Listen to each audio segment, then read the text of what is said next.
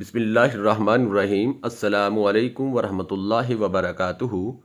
ایسے شوہر یا ساتھی بنو کہ کل اگر اپنی بیٹی کا نصیب مانگو تو شرم نہ آئے۔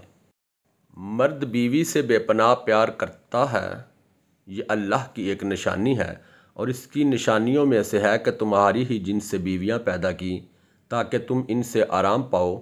اس نے تمہارے درمیان محبت اور ہمدردی قائم کر دی۔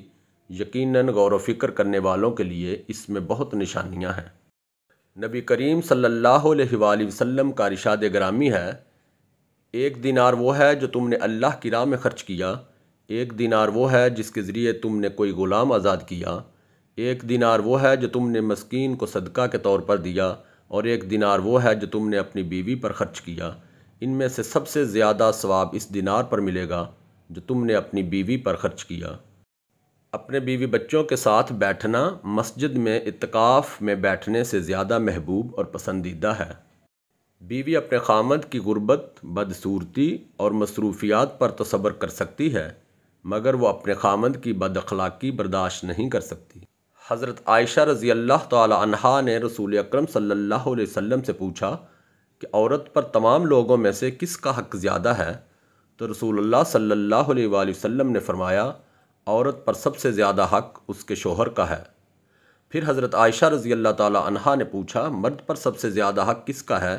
تو رسول اللہ صلی اللہ علیہ وآلہ وسلم نے فرمایا، مرد پر سب سے زیادہ حق اس کی ماں کا ہے۔ بیوقوف عورت اپنے شوہر کو غلام بناتی ہے اور خود غلام کی بیوی بنتی ہے۔ عقل مند عورت اپنے شوہر کو بادشاہ بناتی ہے اور خود اس کی ملکہ بنتی ہے۔ بیوی کو عزت دینے والے شوہر زن مرید یعنی کہ عورت کے غلام نہیں ہوتے، بلکہ ایسی عظیم ماں کے فرمانبردار بیٹے ہوتے ہیں جس نے اپنی اولاد کو عورت کی عزت کرنا سکھائی ہو۔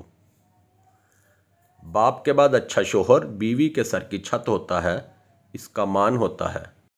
بیوی جب اپنے مسائل شوہر کو بتاتی ہے تو اس کا یہ مطلب نہیں ہوتا وہ شکایت کر رہی ہے، بلکہ وہ آپ پر اعتماد کرتی ہے۔ ویڈیو اچھی لگی تو لائک کریں، دوستوں سے شیئر کریں، اور مزید معلوماتی ویڈیوز دیکھنے کے لیے چینل کو سبسکرائب کریں۔